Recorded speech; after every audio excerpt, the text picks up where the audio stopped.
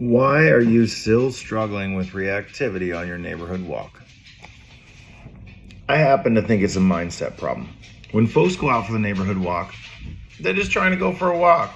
They're enjoying the weather, looking at the trees and the clouds. What a beautiful day. Let's just enjoy our stroll. But in reality, walking a dog is like driving a car. If you don't drive and steer, you're going to wreck it. And so the reason that you're struggling is because you're not coaching, you're not leading, you're not helping, you're not showing, you're not teaching. You're just going for a stroll. And then the dog needs guidance and he flips out and does whatever. I feel like the neighborhood walk is a collegiate level difficulty. And when we're failing at this, unfortunately, we're going out and we're practicing the problem.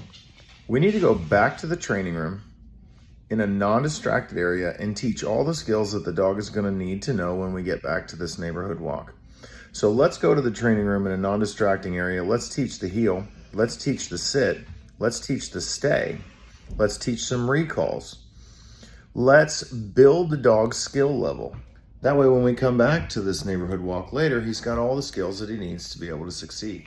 Now, the next mistake that everybody wants to make is they just go back to their neighborhood walk and they don't use any of the skills that they taught in the training room. When you go out and you start walking, your dog goes, well, this doesn't look like what we did in the training room. Do you even have any treats on you? Are you doing any of the turns or any of the motions or any of the commands or cues that you used in the training room? You need to make the walk look like what you did in the training room, okay?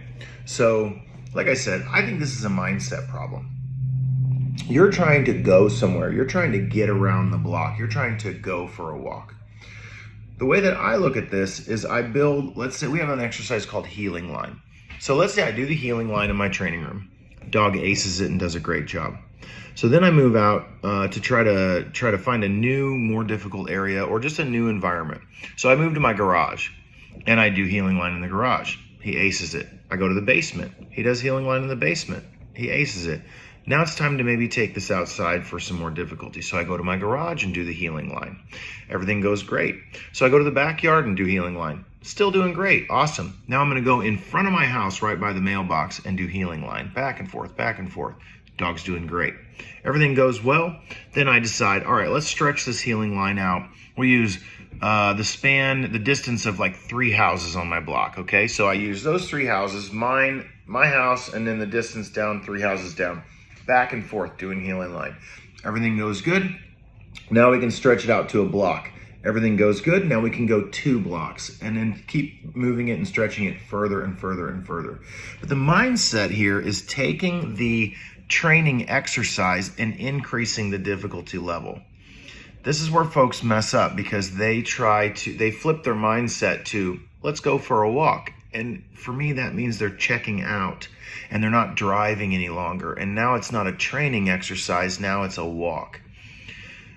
You have to take your training exercise and gradually increase the difficulty by keeping your mind in the moment of we are training.